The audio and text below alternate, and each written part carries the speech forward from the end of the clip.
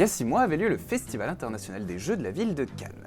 Et pour l'occasion, l'illustrateur Vincent Dutray était venu tout spécialement en métropole. Nous, ici, à l'officine, on avait eu la chance de le recevoir quelques jours juste avant, et on en avait profité pour faire une petite interview de lui, à part, devant la caméra, tranquillou. Du coup, vu que c'est l'été et qu'on a un petit peu le temps devant nous avant le gros rush de la rentrée, on s'est dit qu'on allait quand même faire quelque chose de ces rushs. Un truc plutôt intéressant qui s'écoute plus qu'il ne se regarde, même s'il va y avoir ici et là des petites illustrations que Vincent nous a envoyées exprès pour l'occasion. Voilà, j'ai rien de plus à dire.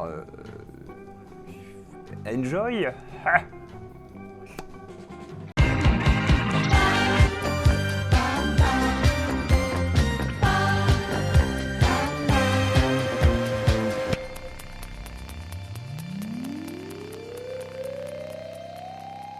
J'ai travaillé beaucoup pour l'illustration jeunesse à mes débuts, des livres scolaires, des romans, des livres illustrés, des albums, des magazines. J'ai eu une période où j'ai beaucoup travaillé pour le jeu de rôle, pour la 4e édition de Donjons et Dragons avec Wizards of the Coast, où j'ai participé au démarrage de la gamme Pathfinder. Et entre-temps, j'avais fait un petit peu de jeux de société, en illustrant comme premier jeu China Moon de Bruno Feduti, qui a débouché après sur d'autres collaborations, comme Moreau Vif chez Asmodée au début des années 2000. Sur une vingtaine d'années, j'ai réalisé, je pense, entre 5000 et 6000 illustrations, tout format confondu, tout support confondu, que ce soit pour des jeux ou pour des livres jeunesse, où j'ai été publié peut-être entre 200 et 300 fois. Et dans le jeu, en termes de volume, je dois en être à 50-60 jeux aujourd'hui, de toute taille, toute forme, et puis pour de nombreux éditeurs. Ce n'est que depuis 2008-2009, avec Gameworks et Water Lily et Tikal 2, que je me suis replongé pleinement dans le jeu de société. Et par effet domino et enchaînement, j'ai enchaîné les projets comme Lewis et Clark, Augustus, New York 1901, qui ont marqué un petit peu entre guillemets, mon retour dans le jeu de société.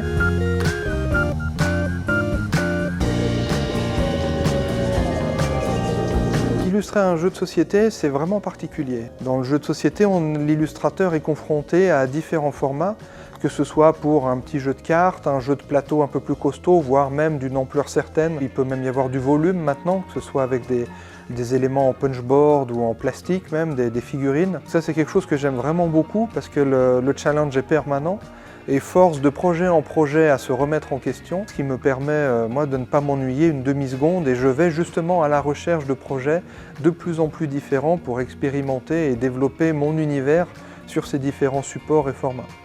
Je suis plutôt bricoleur, j'aime bien expérimenter, développer, mais je pense qu'il y a un côté très technique qui est lié à la fabrication. Mais si on est assez malin, on peut retourner ça à son avantage et voir ça justement comme un challenge de plus pour essayer de dépasser ces obstacles. Je profite pleinement de chaque projet pour développer ce que je fais, pour l'étendre, pour chercher d'autres techniques. Je suis même plutôt à la recherche de nouvelles expériences, de nouvelles aventures, parce que ça m'intéresse pour continuer à développer l'illustration, la mise en image, la représentation par l'image. Je travaille de manière traditionnelle, je peins, je ne travaille pas sur écran, je travaille sur papier, avec pinceau, peinture, crayon. Avec certains jeux qui sont sortis dernièrement, j'ai testé d'autres techniques, d'autres approches de l'image. Le grand dessinateur français Moebius, qui disait qu'aujourd'hui, à notre époque, un dessinateur, un illustrateur qui se retrouverait devant une feuille blanche plus de quelques minutes, c'est pas possible. On a trop de choses à raconter, on a trop de choses à exprimer. Celui qui se retrouve là-devant, c'est pas la peine de faire ce métier, quoi. On est là pour créer, pour partager, transmettre des choses, il faut avancer.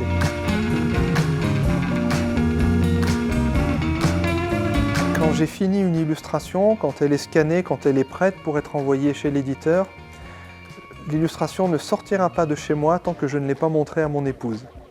J'ai besoin d'un regard extérieur et il se trouve que ma femme a une certaine sensibilité, elle a travaillé dans la mode, le design. Là, j'ai la chance qu'elle s'intéresse à ce que je fais, elle suit avec attention ma carrière, j'échange beaucoup avec elle sur mes projets, que ce soit les bons moments, les mauvais moments, les bons aspects, mauvais aspects, etc. Elle aura un regard extérieur qui viendra justement m'apporter souvent un petit truc, tiens mais ça, Ça c'est marrant, ça me fait penser à telle illustration que tu as déjà faite. Tiens, il y a ce petit truc, je le vois de cette manière alors que quelqu'un d'autre le voit différemment. Et je le fais quelle que soit la situation, la deadline ou quoi que ce soit, une image ne sortira jamais de chez moi sans ce petit regard extérieur qui vient chapeauter un petit peu la finalisation.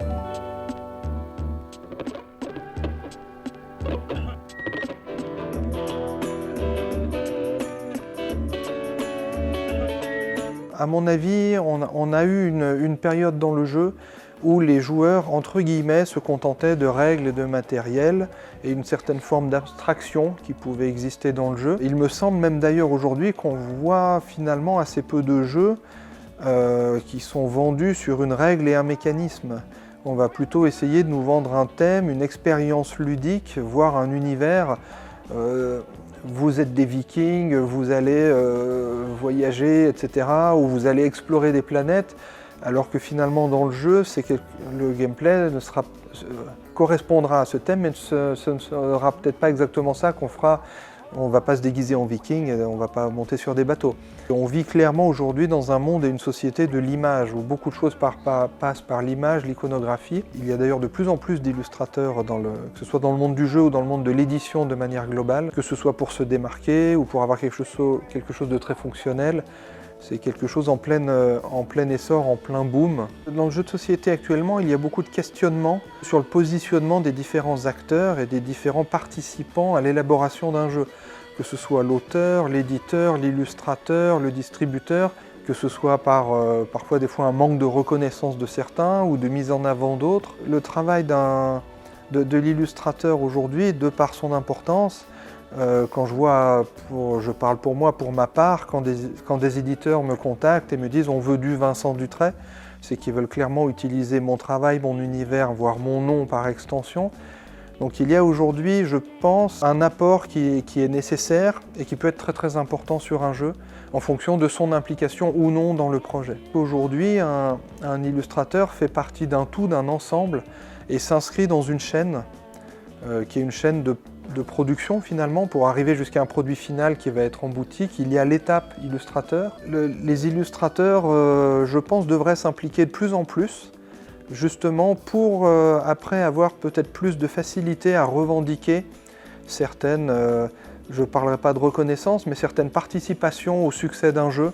C'est-à-dire qu'un illustrateur qui a beaucoup travaillé sur un jeu, qui s'est beaucoup impliqué, qui clairement, de manière justifiée, concrète, a créé quelque chose qui va aider le jeu à vendre, et même après, ça peut aller plus loin, l'illustrateur peut aussi participer à sa communication, et ça ne veut pas dire seulement faire des dédicaces sur des salons ou relayer des posts Facebook. Je pense que dans ce cas-là, c'est intéressant si l'illustrateur peut avoir une forme de participation au succès du jeu, que ce soit par le biais de clauses au succès, de bonus au retirage ou éventuellement de forfaits parce que le jeu se vend très bien à l'étranger ou même des royalties jusqu'à des calculs de pourcentage. On peut participer de la même manière qu'un auteur, un illustrateur, sans pour autant devenir co-auteur du jeu.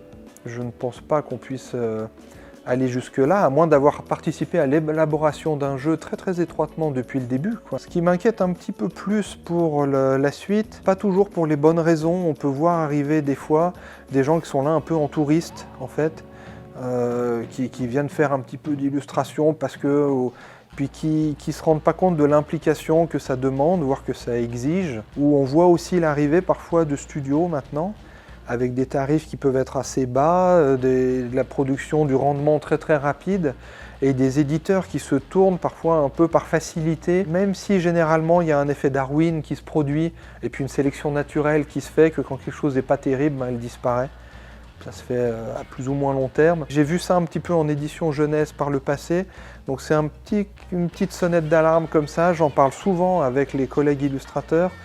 Attention, je pense que plus nous ferons notre travail le mieux possible, de manière la plus élaborée, la plus chiadée possible, et plus nous protégerons notre situation et ce que nous faisons aujourd'hui. J'ai trop d'amour pour ce que je fais et de respect pour ce que je fais et pour les projets sur lesquels je travaille, que je choisis précautionneusement, pour faire en sorte que ce que je fais amène clairement quelque chose et permette d'aller plus loin assurer peut-être plus de longévité ou plus de visibilité à un projet.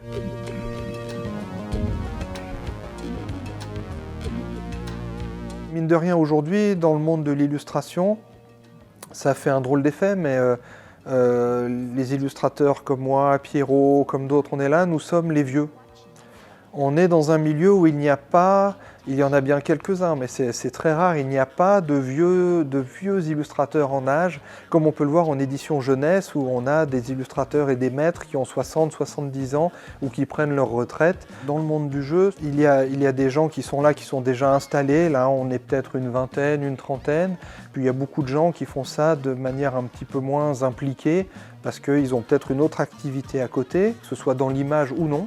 Nous, en fait, finalement, nous sommes en train de construire notre avenir et on ne sait pas tellement de quoi il est fait quand on voit la vitesse où ça va, surtout dans le monde du jeu.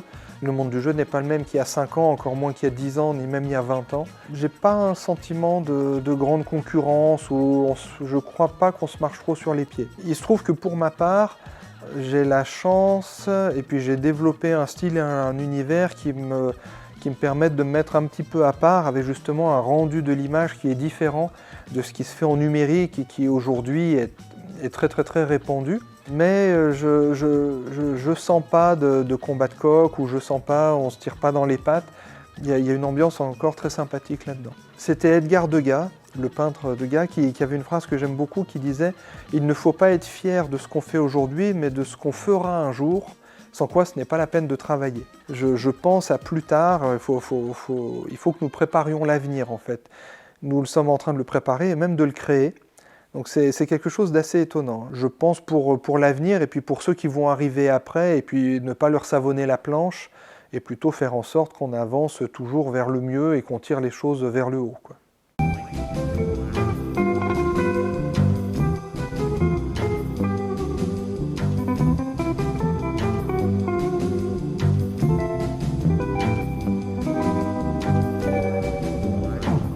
Moi, j'aimerais bien faire un artbook, travailler un artbook, mais pas comme un catalogue de mon travail, un catalogue raisonné ou un pur livre d'images, mais pour essayer de construire quelque chose, pas forcément qui reste, mais pourquoi pas, mais qui puisse aider les autres et à avancer comme ça.